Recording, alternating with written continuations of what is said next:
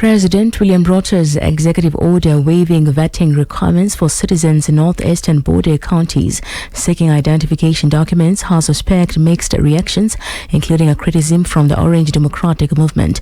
ODM interim leader Peter Nyang announced on Sunday that a party members will raise a matter in Parliament when sessions resume. Speaking during an ODM Western Region convention, Nyang expressed concerns over the impact of the directive on border residents' freedom, suggesting the president should have consulted the county governments. Nobody, even the president, can imagine that you can create laws that govern movement across the borders, which makes it very difficult for the people who live in a county there to have their freedom and their protection. I'm a serious. So I'd like MPs to go to Parliament and make it very clear that any move by anybody, I don't want to mention names, to begin confusing citizenship on our borders when we know these are our counties and make problem for any county which is a border county is completely unconstitutional. Trans Nzoia Governor George Natembeya also criticized the move, warning of potential security risk, including the infiltration of individuals from outlawed groups who called them misuse identification documents. Wale watu ambao wamekamata machifu wetu sasa watapewa vitambulisho ya Kenya freely, watapewa. Sasa wakitoka pale wakienda kuteka nyara watu wengine wakikamatwa watakuwa beba ID nani ya Kenya.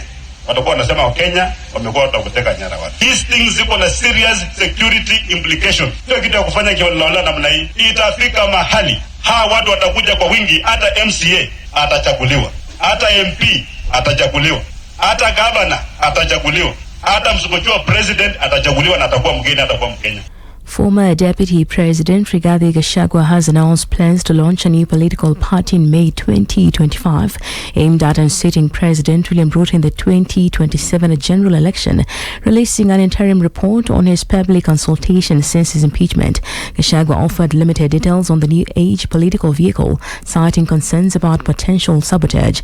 In a sharper critic of Ruto's leadership within the United Democratic Alliance, Gachagua accused the president of betrayal and exclusion despite Mount Kenya's role in his election victory. Na ndio baadaye nitatoa ile mwelekeo kamili, lakini kwa sababu nimesikiza Wakenya sana kuanzia mwezi wa 11 hasa kutoka eneo hili la Mlima Kenya, tunataka leo tufanye ile inaitwa housekeeping. Tusungumuze mambo ile tumesungumuza hapa kama eneo la Mlima Kenya. Baadaye nitaendelea na mazungumzo na Wakenya kutoka sehemu zingine zote, alafu baadaye nitakuja kutoa ile mwelekeo ya mwisho. Lakini kwa leo niko na ile interim report na kuna mwelekeo tutatoa kiasi fulani hasa ya watu ya Mlima Kenya na siasa yetu tukiendelea mbele.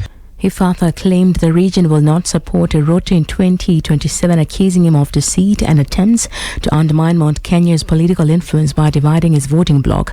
Gachagua warned Ruto that such efforts will not succeed, emphasizing the region's determination to protect its electoral strength. Pearl Newsbeat.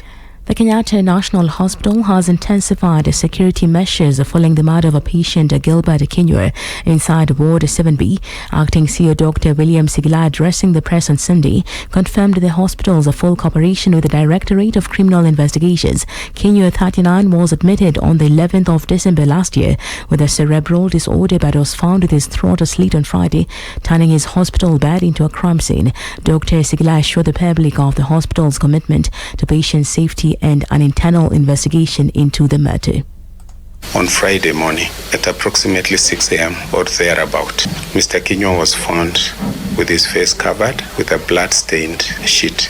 The nurse discovered that this person was motionless with a deep cut on the frontal aspect of his neck. The area was immediately cordoned off as a crime scene and the DCI was notified.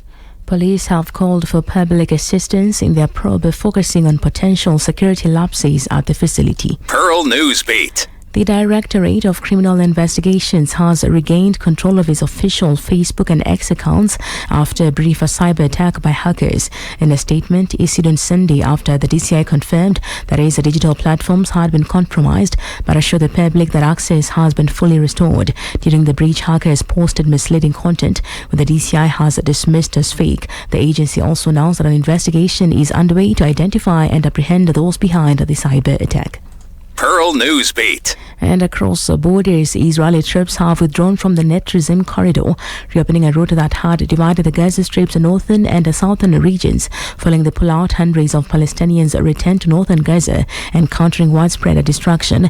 The withdrawal aligns with the 19th January Israel-Hamas ceasefire agreement, which has so far facilitated the release of 21 Israeli hostages and 566 Palestinian prisoners. By the end of the ceasefire's first stage, 33 hostages and 1,900 prisoners are expected to be freed, though Israel reports that 8 hostages are deceased. The conflict began on the 7th of October 2023 when Hamas attacked Israel, taking to 51 hostages and killing 1,200 people. In response, Israel's offensive has claimed at least 47,500 Palestinian lives, according to Gaza's Hamas-run health ministry, and caused significant damage to about 2/3 of Gaza's building as per UN estimates.